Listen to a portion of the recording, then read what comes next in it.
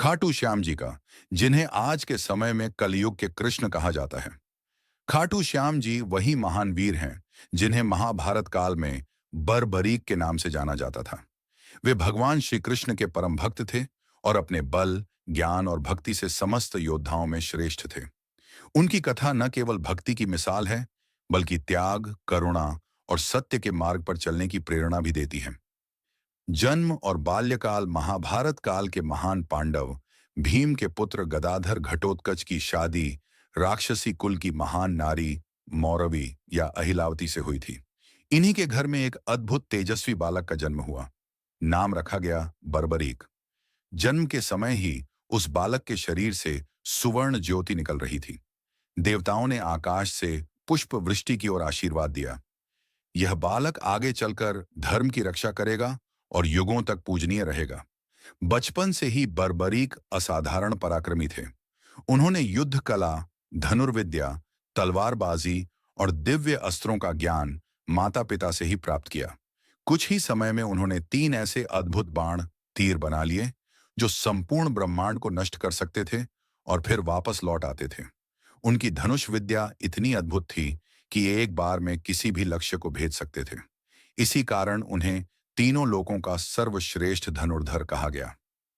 3 बाणों की शक्ति। बर्बरीक के पास 3 दिव्य बाण थे। एक, पहला बाण किसी भी वस्तु पर निशान लगाता था जिसे नष्ट करना है। 2, दूसरा बाण उन निशानों को नष्ट कर देता था। 3, तीसरा बाण सब कुछ नष्ट कर वापस बर्बरीक के तरकश में लौट आता था। इन 3 बाणों के बल से बर्बरीक किसी भी युद्ध को क्षण भर में समाप्त कर सकते थे। इसीलिए उन्हें 3 बाणधारी कहा गया। महाभारत युद्ध का आरंभ। जब कुरुक्षेत्र का महान युद्ध प्रारंभ होने वाला था, बर्बरीक ने सुना कि धर्म और अधर्म के बीच भीषण संग्राम होने जा रहा है। उन्होंने मन में निश्चय किया कि मैं भी इस युद्ध में भाग लूंगा और जिस पक्ष को हारता देखूंगा उसकी सहायता करूंगा। उनकी नीयत बहुत पवित्र थी। वे चाहते थे कि कोई भी निर्दोष न मरे और अन्याय का अंत हो। परंतु भगवान श्री कृष्ण जानते थे कि अगर बर्बरीक युद्ध में उतरे तो परिणाम क्या होगा, क्योंकि उनके 3 बाण इतने शक्तिशाली थे कि दोनों पक्ष नष्ट हो जाते और अंत में केवल बर्बरीक ही शेष रहते। श्री कृष्ण से भेंट। श्री कृष्ण ने सोचा कि इस महायोद्धा की परीक्षा ली जाए। वे ब्राह्मण के वेश में बर्बरीक के सामने प्रकट हुए। श्री कृष्ण ने पूछा, वत्स, तुम कौन हो और कहां जा रहे हो? बर्बरीक ने विनम्रता से उत्तर दिया, मैं घटोत्कच पुत्र बर्बरीक हूं।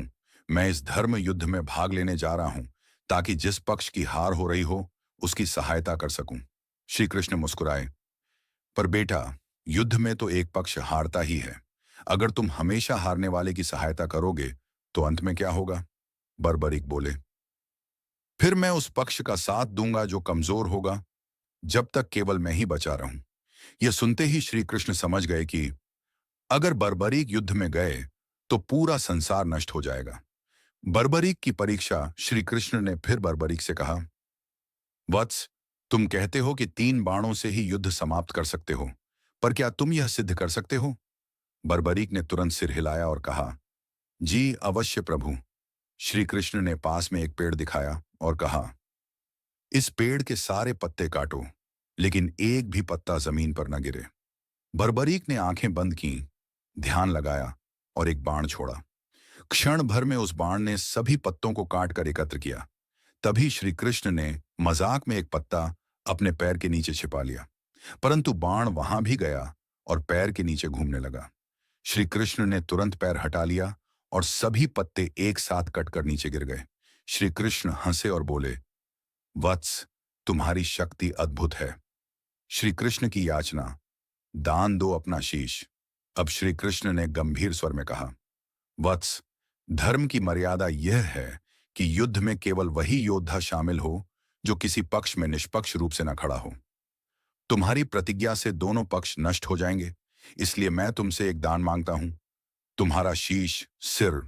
बर्बरीक ने तुरंत बिना झिझक कहा, प्रभु, यदि यह धर्म की रक्षा के लिए है तो मैं अपना सिर समर्पित करता हूं।